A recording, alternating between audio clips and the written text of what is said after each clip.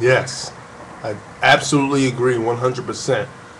Best thing the WWE's done on Raw, let alone in the company, but on Raw, best thing that's happened, the most impactful thing that's happened ever since the first Nexus invasion when Bryan Danielson was a part of that.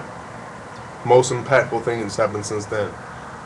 Come to think of it, the way The Miz won it, other than cashing in Money in the Bank, and like you said in a semi-fair match, I think was a damn good, little suspenseful, encounter they had. Very reminiscent of Randy Orton, winning his first World Heavyweight Championship against Benoit in the fashion of reversing the crossface into an RKO.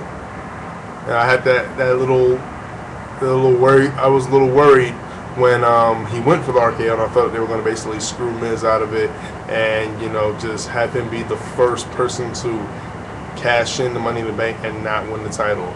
But in true fashion of actually maintaining some kind of lineage with the Money in the Bank, they kept that going.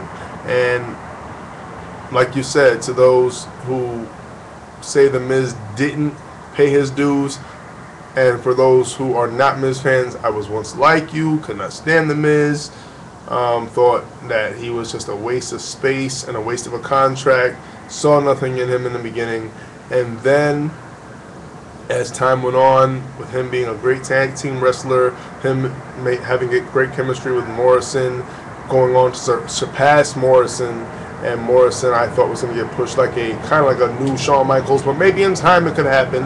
I see him very talented. Maybe they're kind of marketing him as their AJ to do the impossible, yada yada yada. And also great run with the United States title. I called him winning the Money in the Bank. I've called every Money in the Bank winner. And hell, I even called when Kennedy won it.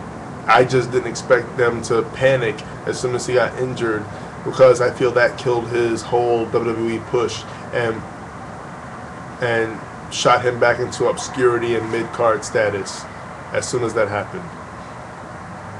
But anyway, back to The Miz. Hopefully they don't screw him over and make him a transitional champion and lose it in a matter of less than a month. Kind of what they did to Edge a while ago, and he was going on the whole rant about not being a transitional champion, and then boom, they made him a transitional champion. Yeah. The hell, this may even inspire a Triple H comeback and have him do some matches with Triple H. But you already know if Triple H comes back that they're gonna have him basically take the title from The Miz. I see The Miz having some great matches with Randy Orton, having them beat him, and then he's gonna go on a rant and say that he's the most awesome champion of all time, yada yada yada. There's no one that can stop him. Name one person that can beat me. I dare you, anyone. And then boom, I hear Triple H's music coming on, big pop. They stare at each other for about a good 30 seconds. Everyone flashes their cameras, and boom, we have another main event. And that might be Miz's first WrestleMania match, if they have him hold the title that long. It would be good. It would be kind of cool.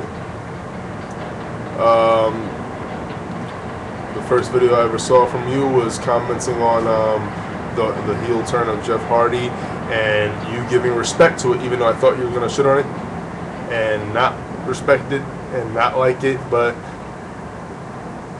that's why I became an avid TNA watcher a while ago. I've been watching TNA for a long time, and I saw where they could go, and I thought that they were going to die down as soon as they started signing other people. I thought they were going to just basically, conform to those coming to the company.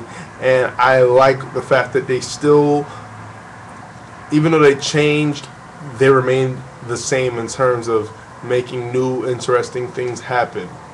And I look forward to that. And even though it's supposed to be a response to The Miz winning the title, which is awesome, no pun intended. Jeff Hardy's heel turn, that's another awesome thing. And matter of fact, with two of these big things happening in both companies, I look forward to seeing a lot of competition, and Vince needs to be on his toes. But speaking of Vince, now I don't believe that this could be 100% true. It might be 100% false, but I hear slight rumors, and I want to know your thoughts on this, that Vincent Kennedy McMahon owns 45% of Total Nonstop Action Wrestling. Now, I know it sounds kind of crazy, but what are your thoughts on that? I just heard this. This is hearsay. I mean, if that's the case, then damn, Vince is truly a great businessman, because hell, the intrigue of wrestling fans and the intrigue of a consumer is competition. Because if your product is compared to another product, people are still inspired to watch your product and to see whether or not it's better or worse than its competition. So either way, you get viewers that want to see how bad you're doing or how well you're doing. So if you balance the two out, if he does own a certain percentage of TNA wrestling, and if he is balancing out the quality of each one and has you juggling and anticipating one getting better than the other, then that's smart business. If not, then it's just a rumor. But like I said, I want to know your thoughts on that. But once again, this is the Straight Shooter sending you his response to the Miz winning his first his second major championship, first world championship.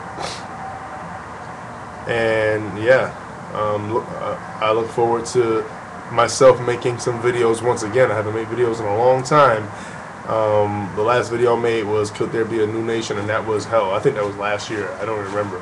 But this has inspired me to actually possibly get back into making some videos and giving my views on things. I would love to hear your view on that rumor that I just mentioned about, and maybe you could look into it and see what it is. It's a Straight Shooter giving a major shout out to wrestling gurus. Keep doing what you do. Much respect.